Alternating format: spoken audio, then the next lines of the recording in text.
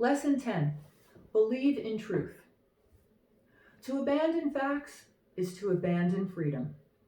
If nothing is true, then no one can criticize power because there is no basis upon which to do so. If nothing is true, then all is spectacle. The biggest wallet pays for the most blinding lights. You submit to tyranny when you renounce the difference between what you want to hear and what is actually the case. This renunciation of reality can feel natural and pleasant, but the result is your demise as an individual, and thus the collapse of any political system that depends upon individualism. As observers of totalitarianism, such as Victor Klemperer noticed, truth dies in 4 modes, all of which we have just witnessed. The first mode is the open hostility to verifiable reality, which takes the form of presenting inventions and lies as if they were facts. The president does this at a high rate and a fast pace. One attempt during the 2016 campaign to track his utterances found that 78% of his factual claims were false. This proportion is so high that it makes the correct assertions seem like unintended oversights on the path toward total fiction. Demeaning the world as it is begins the creation of a fictional counterworld. The second mode is shamanistic incantation. As Klemperer noted, the fascist style depends upon endless repetition, designed to make the fictional plausible and the criminal desirable. The systematic use of nicknames such as Lion Ted and Crooked Hillary displaced certain character traits that might more appropriately have been affixed to the president himself. Yet through blunt repetition over Twitter, our president managed the transformation of individuals into stereotypes that people then spoke aloud. At rallies, the repeated chants of "build that wall" and "lock her up" did not describe anything that the president had specific plans to do, but their very grandiosity established a connection between him and his audience. The next mode is magical thinking, or the open embrace of contradiction. The president's campaign involved the promises of cutting taxes for everyone, eliminating the national debt, and increasing spending on both social policy and national defense. These promises are mutually contradictory.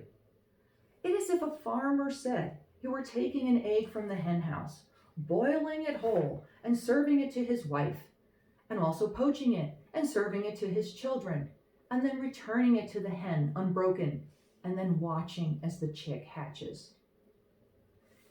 Accepting untruth of this radical kind requires the blatant abandonment of reason. Klemperer's descriptions of losing friends in Germany in 1933 over the issue of magical thinking ring eerily true today.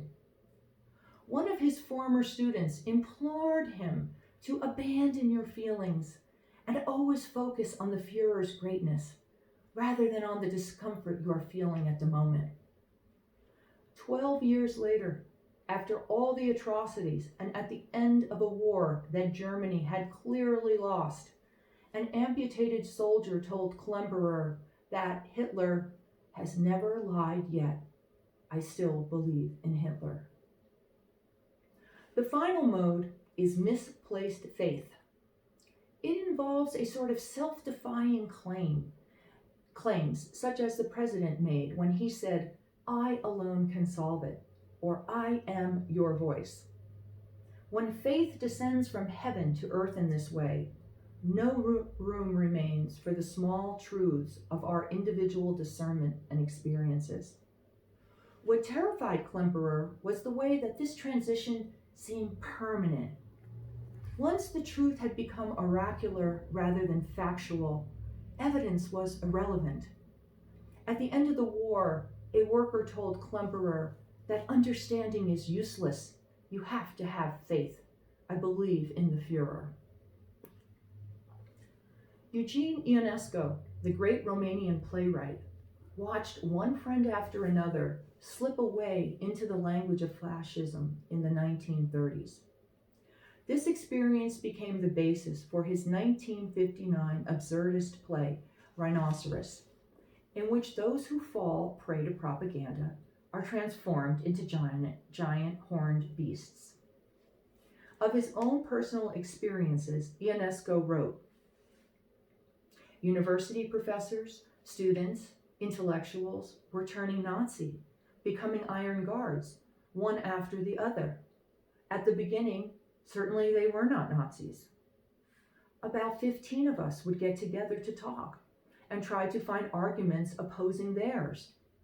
It was not easy. From time to time, one of our friends said, 'I don't agree with them, to be sure, but on certain points, nevertheless, I must admit, for example, the Jews, etc.' And this was a symptom. 3 weeks later, this person would become a Nazi. He was caught in the mechanism. He accepted everything. He became a rhinoceros. Toward the end, only 3 or 4 of us were still resisting." Ionesco's aim was to help us see not just how bizarre propaganda actually is, but how normal it seems to those who yield to it. By using the absurd image of the rhinoceros, Ionesco was trying to shock people into noticing the strangeness of what was actually happening. The rhinoceri are roaming through our neurological savannas. We now find ourselves very much concerned with something we call post-truth, and we tend to think that its scorn of everyday facts and its construction of alternative realities is something new or postmodern. Yet there is little here that George Orwell did not capture 7 decades ago in his notion of doublethink. In its philosophy, post-truth restores precisely the fascist attitude of truth. That is why nothing in our own world would startle Klemperer or Ionesco today.